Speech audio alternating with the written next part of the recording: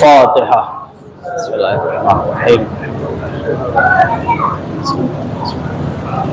या नअबुदु व इय्याका नस्तईन इहदिनस सिरातल मुस्तक़ीम सिरातल लज़ीना गैरिल मग़्ज़ूबि अलैहिम वलद्दाल्लीन।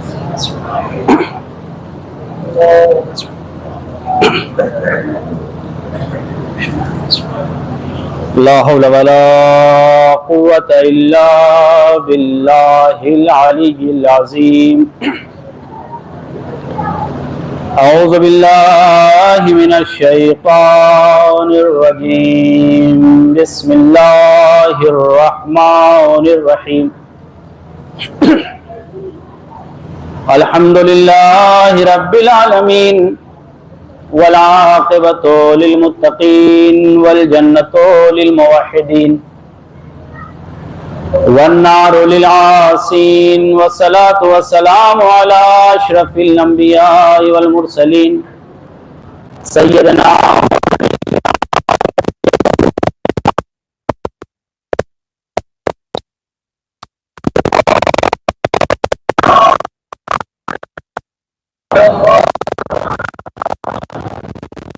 आलिहि तय्यबीन अत्ताहिरीन अल-मासूमीन अल-मज़लूमीन अल-मुंतजबीन अल-मुंतखबीन ला सियमा हुज्जतुल्लाहि अला अर्ज़िही इमामु ज़मानिना हाज़ा अज्जलल्लाहु तआला फ़रजहु शरीफ व लानतुल्लाहि अला अअदाइहिम अजमईन। अम्मा बादु फ़क़द क़ालल मासूम अलैहिस्सलातु वस्सलाम बिस्मिल्लाहिर रहमानिर रहीम। मन ज़ारा क़ब्रल हुसैन अलैहिस्सलाम आरिफ़न बिहक़्क़िही वजब अलैहिल जन्नह। सलवात पढ़े मुहम्मद।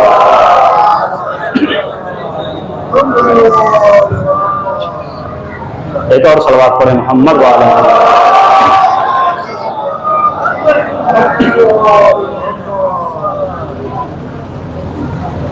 मुसलसल बतौफीक़ खुदा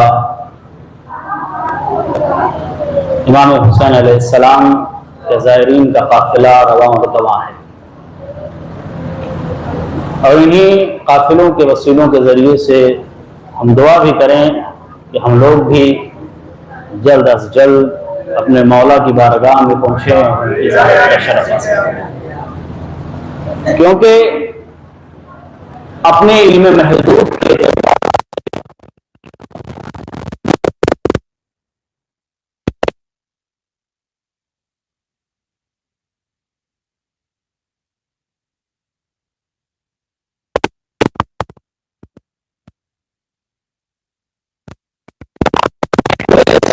नहीं है तो ज़ियारत हुसैन का मुकाबला कर सके।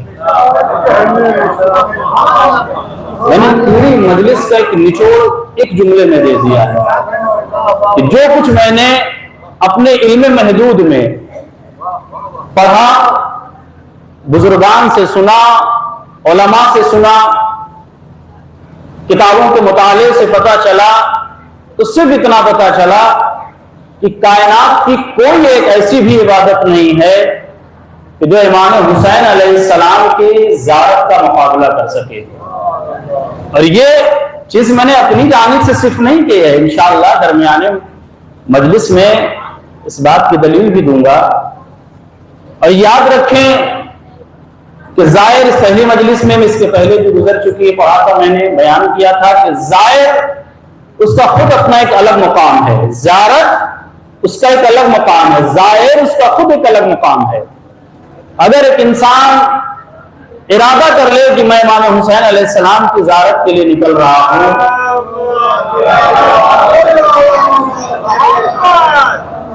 कसम खुदा की आप नमाज के लिए, नमाज की अहमियत सबसे अहम है।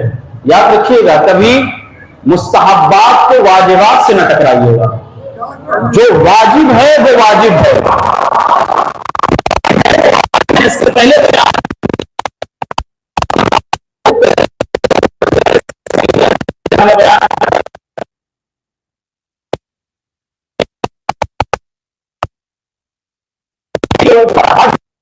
गया है, रिवायत कहती है अगर कोई इंसान उस पर हज वाजिब हो गया है, इस्तिताअत रखता है, मुस्तती हो गया है, हज वाजिब हो गया, बगैर हज किए हुए मर जाए, मुसलमान नहीं मर सकता।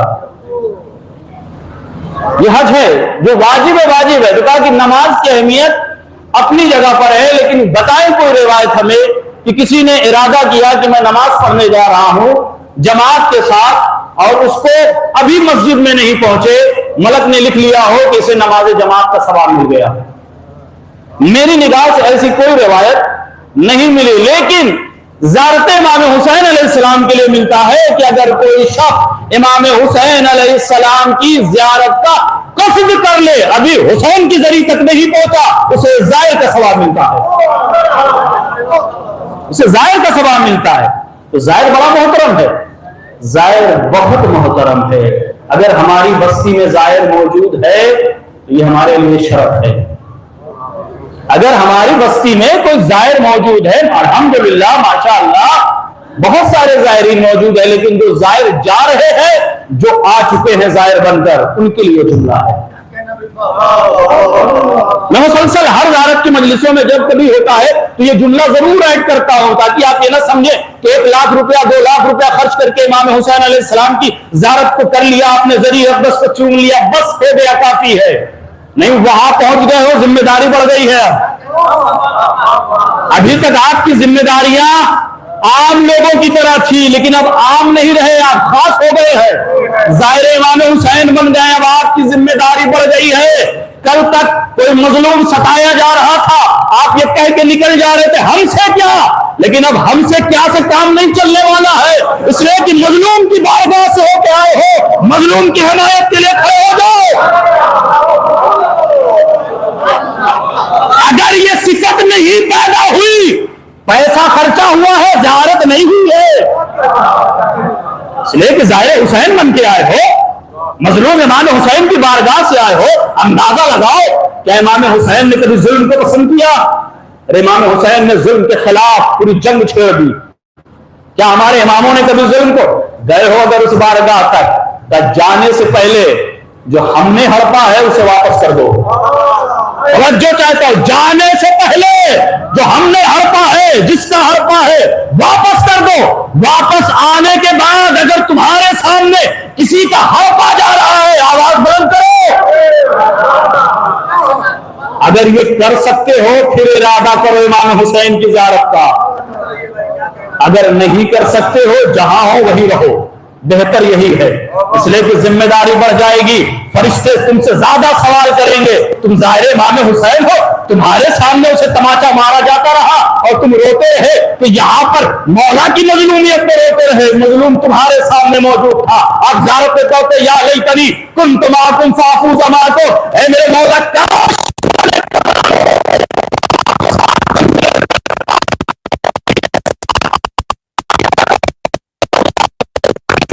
पहुंचाते। मौला आप इनसे सवाल ये कीजिए कि आपने जंग किसके खिलाफ की है? तो आपने जंग जालिमों के खिलाफ की है। तो तुम के साथ होना चाहते हो, अपने यहां जालिमों के खिलाफ खड़े हो जाओ। अगर मौला के साथ होना चाहते हो, कहने से नहीं होता, या लैतनी मौका मिल जाए तो अमल के मैदान में आ जाओ। एक सलावत पढ़े मोहम्मद वाले। ज़ाहिर अपने मुकाम को पहचाने, ज़ाहिर अपने मुकाम को पहचाने। जहां उसके इबादत के सवाब जो गुनाह हो जाते हैं, वहां उसके गुनाहों का भी सिलसिला और उसके अजाब भी खतरनाक हो जाते हैं। इमाम हुसैन की ज़ियारत, रिवायत ये कहती है कि जब ज़ाहिर इमाम हुसैन अलैहिस्सलाम, अच्छा जाने से पहले मैंने बयान किया था चंद चीजों का ख्याल रखना बहुत जरूरी है, जल्दी जल्दी उसे दोहरा दूंगा मैं। जाने से पहले सबसे पहली चीज, अगर आज तक इमाम का हक नहीं निकालते थे तवज्जो चाहता हूं, यानी खुम्स, सहम इमाम, सहम सादा। अगर आज तक नहीं निकालते थे, आज ज़ियारत इमाम हुसैन को जा रहे हो, निकाल के जाओ। और सिर्फ ज़ियारत के लिए नहीं निकाल के जाओ, आओ तो ये सिलसिला बाकी रहे, आओ तो ये सिलसिला बाकी रहे। अगर बगैर खुम्स इमाम हुसैन की ज़ियारत को चले गए, उलमा से पूछिएगा, जब नमाज नहीं कबूल होती है तो फिर ज़ियारत कहां कबूल होगी? इसलिए इस वाजिब को पहले निकालो। नहीं मालूम था, मसला बता चुका हूं।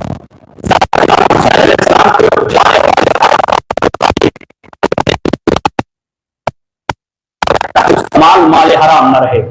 एक इमाम की बारगाह में जा रहे हो तो एक इमाम का हक अपनी गर्दन पर, वहां पहुंचो तो माले हलाल के जरिए से पहुंचो।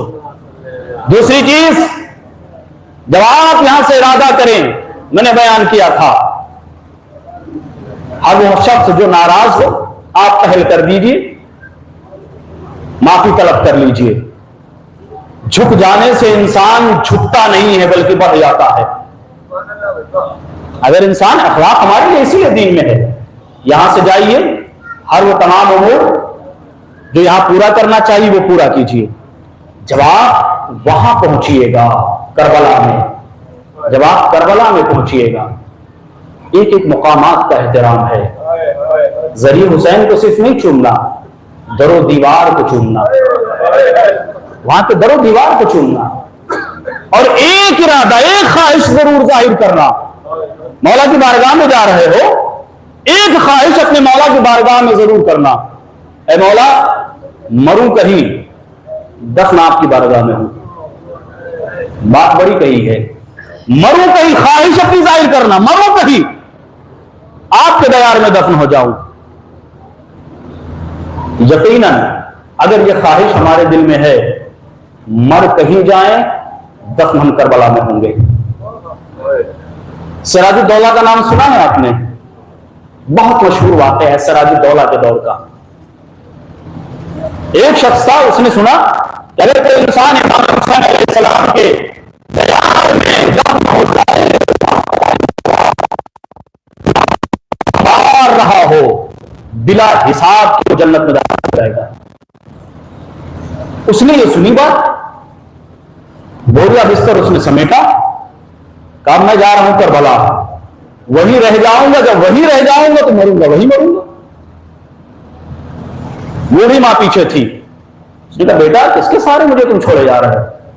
उसने एक नहीं सुनी, कहा अम्मा करबला जाने से मुझे न रोकिए आप, मैं वहां जाना चाहता हूं, मैं बड़ा गुनहगार हूं, मैं चाहता हूं कि मैं वहीं जाके मर जाऊं।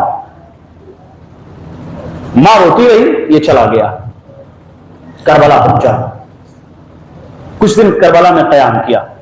अच्छा, जब ये इधर गया, यहां से सफर हिंदुस्तान से उसने किया, तो करबला पहुंचने वाला था, तो कहते हैं कि किसी खुद्दाम के ख्वाब में इमाम हुसैन अलैहिस्सलाम आए और उन्होंने कहा फला मेरा चाहने वाला आ रहा है, फला दरवाजे से दाखिल होगा, जब सारे ज़ाहिर ज़ियारत करके वापस चले जाएं तो रात में इसे मेरे हरम में बंद कर देना, बंद कर देना यहां हरम में। खादिम ने उससे मुलाकात की, पूरा वाकया इमाम हुसैन का बता दिया कि ऐसे ऐसे मुझे हुक्म हुआ है। सारे ज़ाहिर चले गए, खादिम ने दरवाजा बंद कर दिया, चला गया। रात के कुछ पहर अभी गुजरे थे, वो ज़ाहिर जो हिंदुस्तान से गया था, सिराजुद्दौला का दौर है, उसी वक्त उस रियाया में था, उनकी हुकूमत थी। का वो शख्स करबला में पहुंचा, इमाम हुसैन अलैहिस्सलाम के जरिए अक़दस के करीब आपके पायताने बैठकर इमाम से मुनाजात कर रहा था कि इतने में उसने, ख्वाब में नहीं, इतने में उसने देखा कि इमाम हुसैन अलैहिस्सलाम के हरम की दीवार से ऊंट ऐसे उतर रहे हैं जैसे दीवार पर मकड़ी चल रही हो।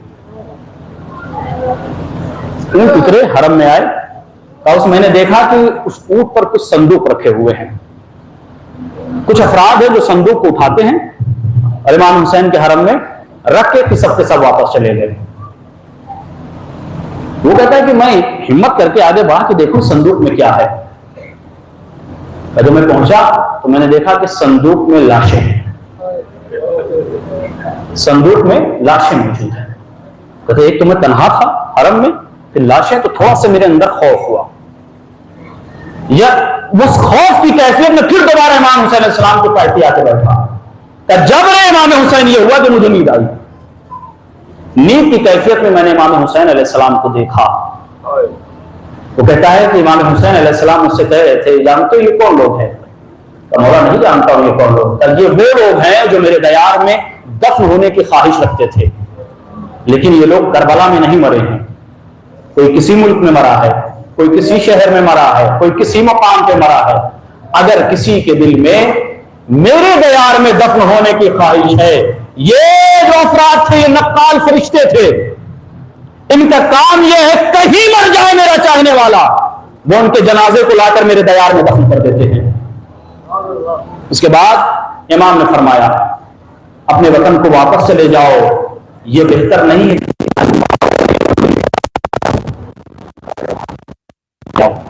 और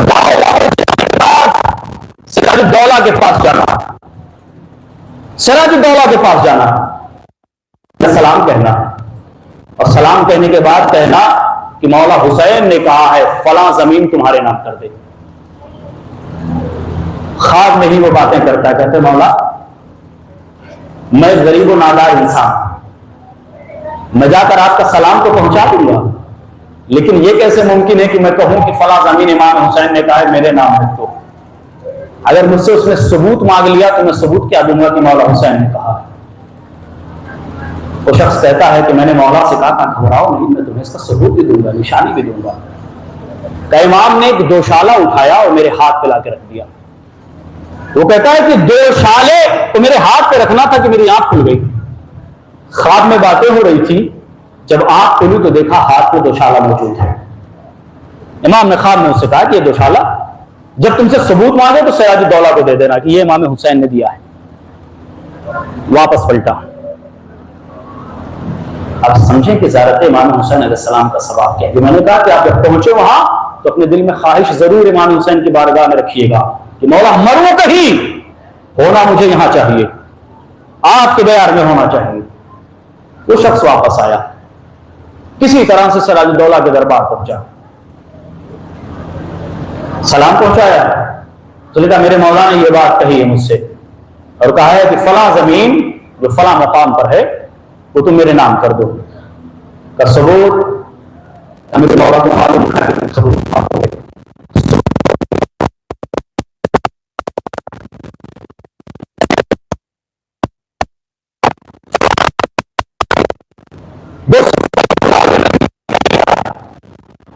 आए कई सैयद के पहलू में खड़े हो जाओ, देखो बेहतरामी ना होने पाए, जब तक मैं वापस ना आऊं इनका ख्याल रखना, कहीं जाने ना देना।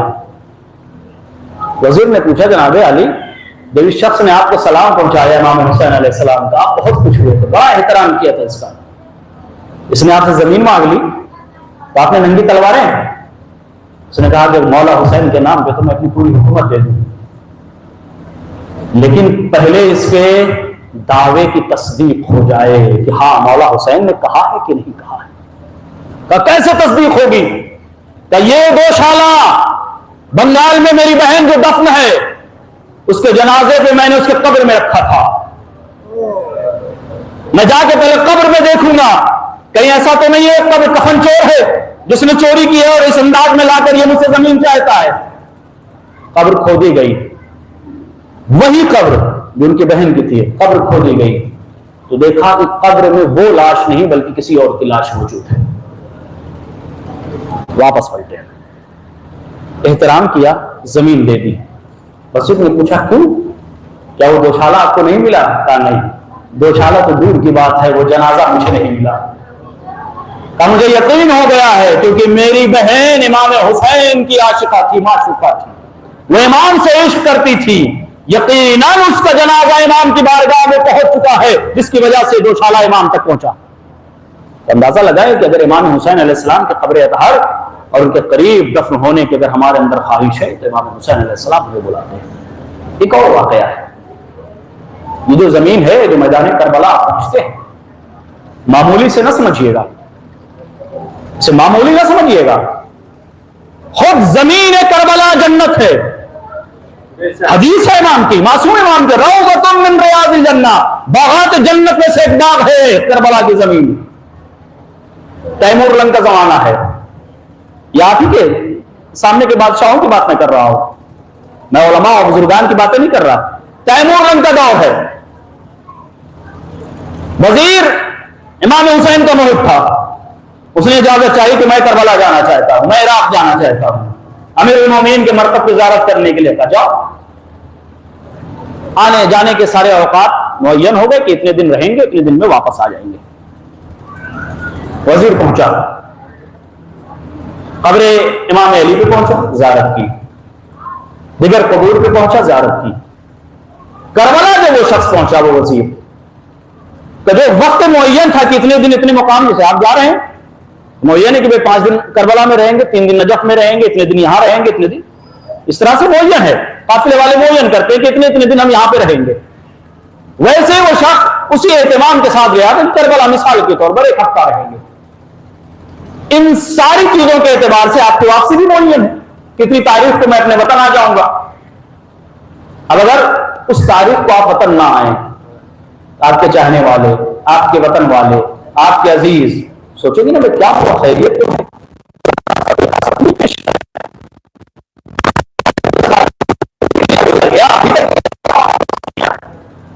बादशाह ने तैमूर लंग के पास 4 नजूमी थे जो वक्त मुअय्यन करते थे कहां हमला करना है, कैसे हमला करना है, कौन सा मकाम तुम्हारे लिए बेहतर होगा, कब निकलना है, ये सारी चीज नजूमी मुअय्यन करते थे।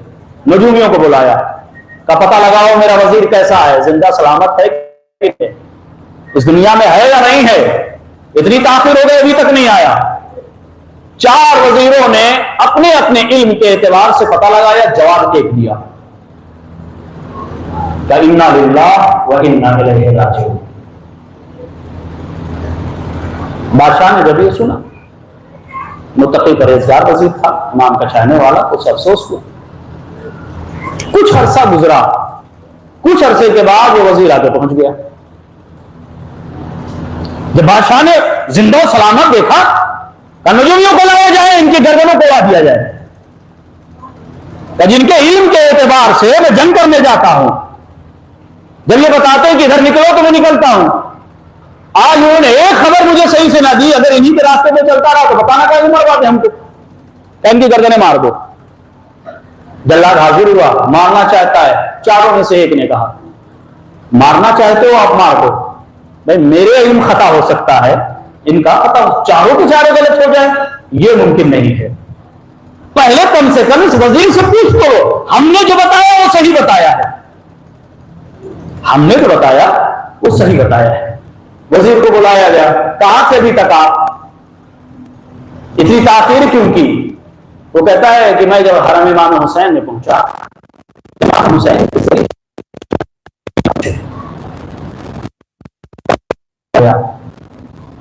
और अपने वक्त मुअय्यन से ज्यादा मैं इमाम हुसैन की बारगाह में ठहर गया। का फला नजूमियों ने पूछा, ये बताओ कि फला दिन मगरिब के बाद फला साथ पे तुम कहां थे? उसने कहा कि उस वक्त में मैं हुसैन अलैहिस्सलाम के पहलू में खड़ा था जरीब के। तो नजूमियों ने कहा कि बादशाह सलामत, हमने जो कहा है वो सही कहा है।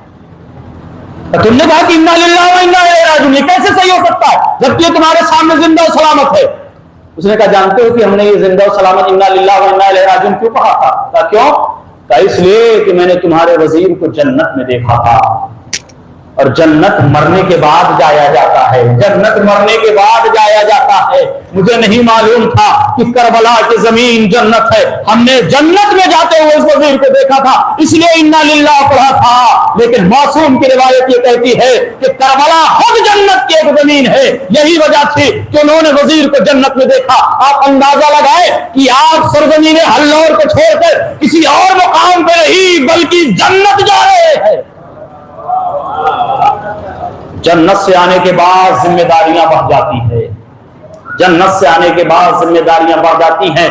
जो ज़ियारत का सवाब इमाम हुसैन अलैहिस्सलाम की ज़रीह का है, वो किसी इमाम, जिंदा इमाम को देखने का सवाब नहीं। इमाम जाफर सादिक अलैहिस्सलाम आप मदीने मुनव्वरा में तशरीफ फरमा है, चौंकिए वो नहीं, जो बात मैंने कही है वो सारी चीजें रिवायतों में मौजूद है कि आप किसी एक जिंदा इमाम की ज़ियारत करें और इमाम हुसैन अलैहिस्सलाम के कब्र अतहर की ज़ियारत करें, दोनों बराबर नहीं हो सकते।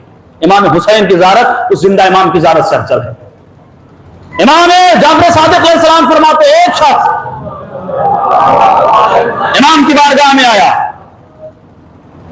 इमाम के दस्तबोसी के लिए सलाम किया इमाम को, जवाब सलाम इमाम ने दिया।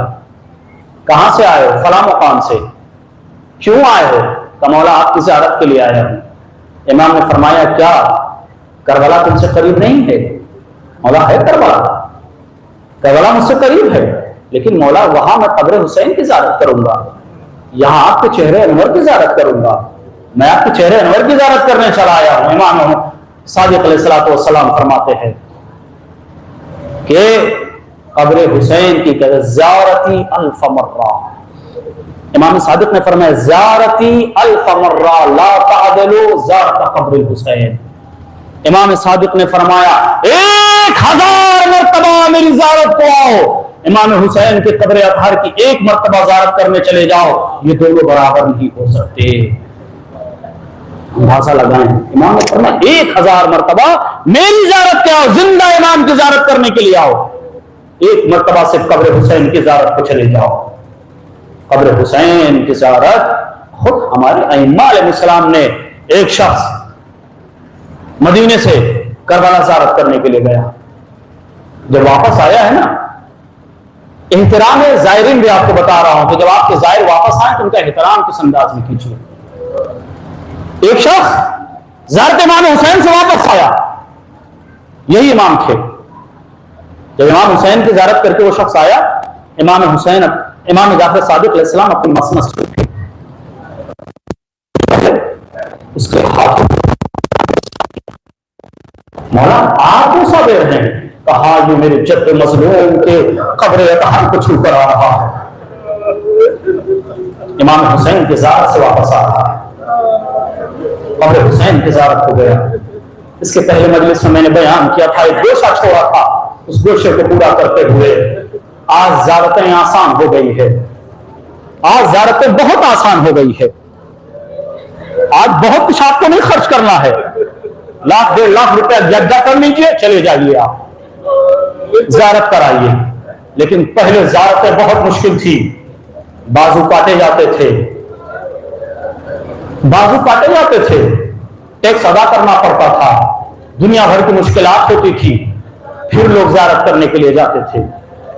बादशाह का दौर है, टैक्स अदा करके लोग ज़ियारत जा रहे हैं, राजी नहीं हुआ, तो किसी तरह कब्र हुसैन की ज़ियारत को रोका जाए। फिर हुक्म दिया एक बाजू काट लिया जाए, फिर ज़ियारत के लिए जाया जाए। लोगों ने देखा कि ज़ायरीन की तादाद बढ़ती जा रही है। फिर बादशाह ने कहा नहीं, ऐसे काम नहीं चलेगा, 2 लोग आए, एक को कत्ल किया जाएगा, दूसरा ज़ियारत इमाम हुसैन पे जाए,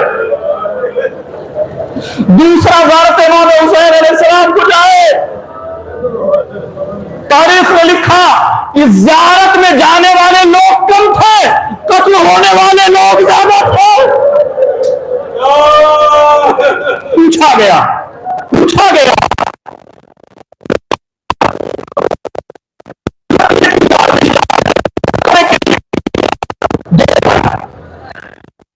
तुम जाओ हुसैन की ज़ियारत करो। बेटे से कह रहा है बेटा तुम ज़ियारत करने के लिए जाओ, मैं कत्ल हो जाऊंगा। बेटा अपने बाप से कह रहा है बाबा आप ज़ियारत कीजिए, मैं कत्ल हो जाऊंगा। सवाल है उनसे तुम कत्ल क्यों होना चाहते हो, हुसैन की ज़ियारत क्यों जाना चाहते? शायद आवाज यही आए कि ये लोग जाके कब्र हुसैन की ज़ियारत करेंगे, हम कत्ल होने के बाद हुसैन की ज़ियारत करेंगे। ये इश्क़ है इमाम हुसैन के लिए, ये दीवानगी है इमाम हुसैन के लिए। हुसैन की ज़ियारत, ये तो हुसैन की ज़ियारत है। मुहर्रम हमारे दरमियान करीब है, एक वाक़या याद आ गया इसी से मिलता जुलता, मकसद नहीं था बयान करना, लेकिन चूंकि मेरी माँ बहनें भी मौजूद है उनके लिए ये वाक़या है कि देखो हुसैन के सामने किसी की कोई फौकियत न देना। बेटा अगर हुसैन पे कुर्बान होता है तो हो जाए, हुसैन के आगे बेटे की कोई अहमियत नहीं, हुसैन के आगे शौहर की कोई अहमियत नहीं, हुसैन के आगे कायनात की किसी शय की कोई अहमियत नहीं। मुहर्रम करीब है, मुहर्रम करीब है, 2 अज़ादार जा रहे हैं। फहीम भाई अपने घर में अशरे का बेहतमाम करते हैं,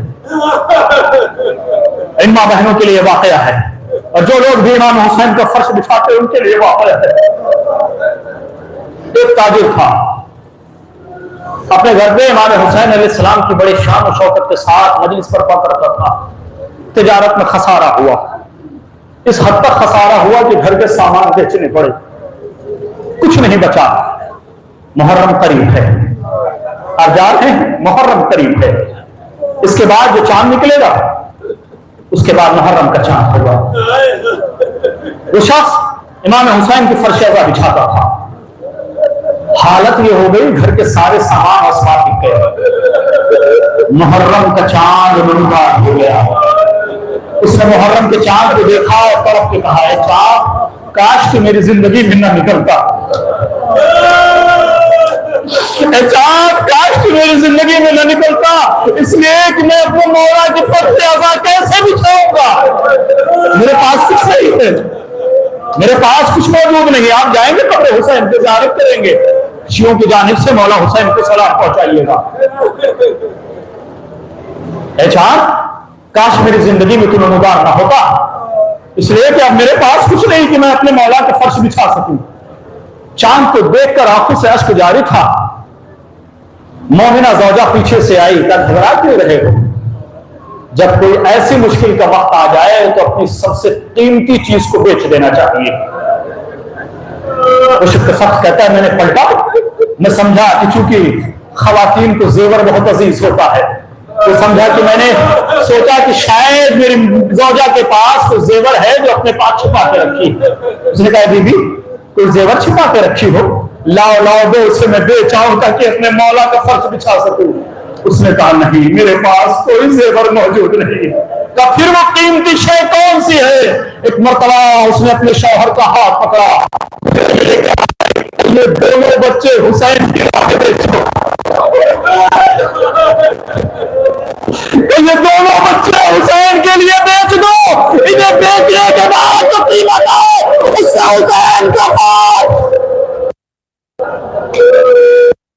कायनात में कोई ऐसी मां नजर नहीं आती। बच्चों को ले जाओ, अब अंदाजा लगाएं, एक मां है एक बाप है। एक मां ने यह इरादा कैसे किया होगा कि बच्चों को बेच कर आओ, और वो भी वो बच्चे जिन्हें हुसैन से मन्नतों से मांगा था। कपड़े को तब्दील किया, निहायत पुराना लिबास पहनाया ताकि कुछ आसार गुलामों जैसे मालूम हो।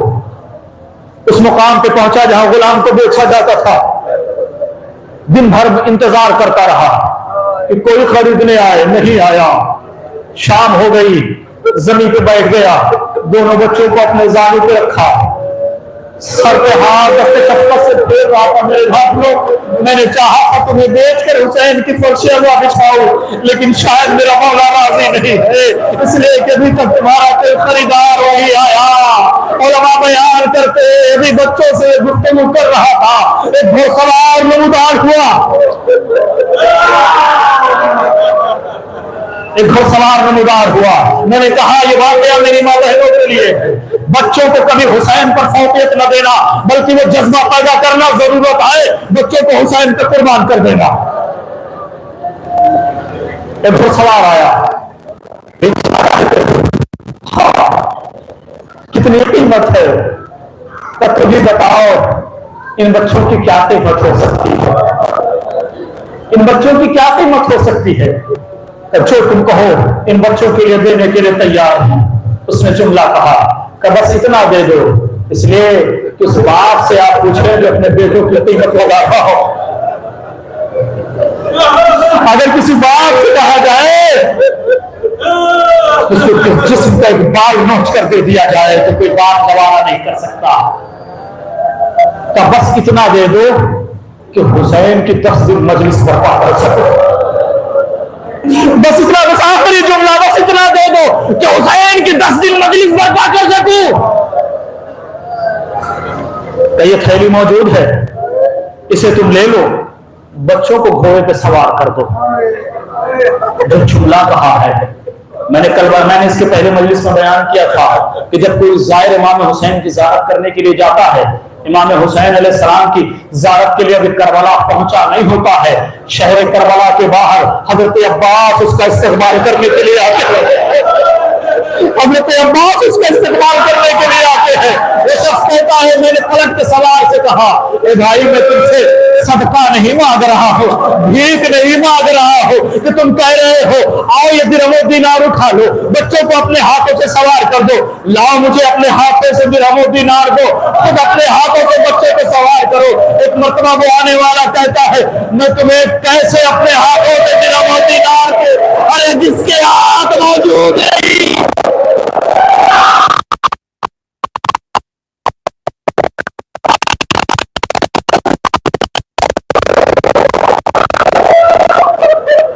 लेकिन जब तक मशीयत ना हो, जब तक हुसैन न चाहे, तब तक वो करने के लिए आया है।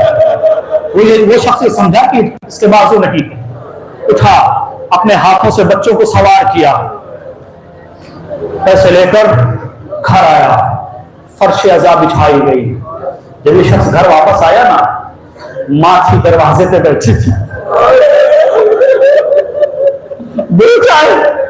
बेचाया। अब मां अपने शौहर से कहती है, बच्चों के बाप से कहती, देखो ख्याल रहे 10 दिन हमें अपने बच्चों को नहीं याद करना है, जहरा के लाल को याद करना। मजलिस तमाम हो गई, लोग अपने अपने घरों को वापस चले गए।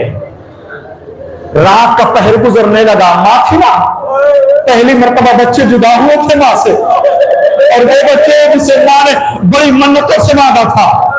रात के कुछ पहर गुजर गई, न मां को नींद आ रही है, न बाप को नींद आ रही है। मां उठी, अपने शौहर के करीब आई, कि मैं ज्यादा कुछ नहीं पूछूंगी, ये बताओ तुम जानते हो कि मेरे बच्चों को गुलामी के आदाब नहीं मालूम है, बस इतना बता दो खरीदने वाला कोई शरीफ इंसान था या नहीं, कहीं ऐसा ना हो मेरे बच्चों पे कोई जुल्म कर रहा हो।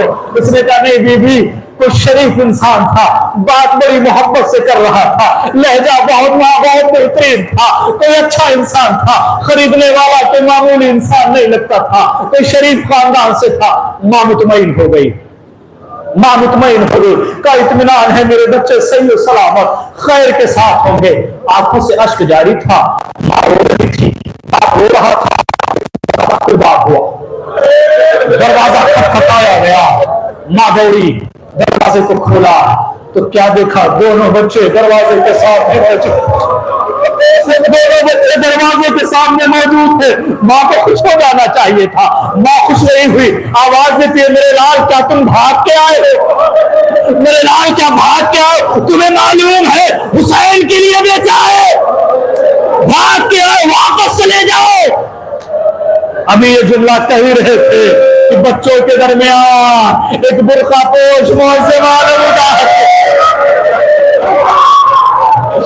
एक बुर्का पोश मुअज़्ज़िन आवाज दी, अरे मोमिना अपने बच्चों को घर में ले जाओ।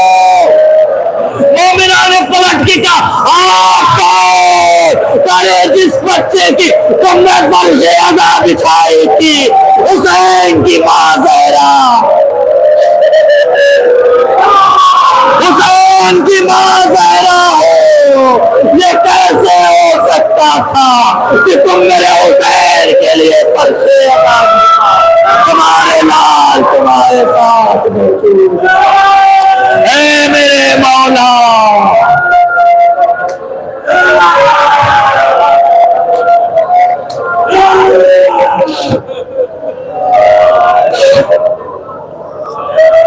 बारगाह खुदावंदी में, बारगाह खुदावंदी में बहते हुए आंसुओं के साथ दुआ, ऐ मेरे परवरदिगार हुसैन मज़लूम का वास्ता, हुसैन के सिर गुरीदा का वास्ता, हमारे गुनाहाए कबीरा और सगीरा को बारलाहा मोहम्मद का वास्ता, मुहिब्बान अहले बैत की इज्जत और जानो नामूस की हिफाजत फरमा।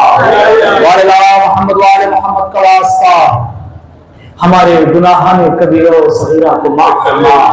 वाला मोहम्मद वाले मोहम्मद का वास्ता ज़ायरीन को खैर सलामती के साथ इमाम हुसैन की मरकत तक पहुंचा और वापस अपने वतन आने की तौफीक अता फरमा। वाला मोहम्मद वाले मोहम्मद का वास्ता रोज़ात मुक़द्दसात की हिफाजत फरमा। वाला मोहम्मद वाले मोहम्मद का वास्ता जिस जिसके दिल में ज़ारत इमाम हुसैन का शौक है उन्हें बारगाह इमाम हुसैन में पहुंचने की तौफीक अता फरमा। वाला मोहम्मद वाले मोहम्मद का वास्ता जो बे औलाद उन्हें औलाद सालेह अता फरमा। वाला मोहम्मद वाले मोहम्मद का वास्ता जालिमों को निस्त नाबूद फरमा। वाला मोहम्मद वाले मोहम्मद का वास्ता मजलूमों की हिमायत फरमा। वाला मोहम्मद वाले मोहम्मद का वास्ता जन्नतुल बकी में रोज़े के तामीर के असबाब फराहम फरमा। वाला मोहम्मद वाले मोहम्मद का वास्ता तेरी बारगाह में सबसे बेहतरीन दुआ है कि मेरे मौला मेरे आका इमाम ज़मान के ज़हूर में ताजील फरमा, हमें उनके आवाम व अंसार में शुमार फरमा। अल्लाहुम्मा तक़ब्बल मिन्ना इन्नका अंतस समीउल अलीम।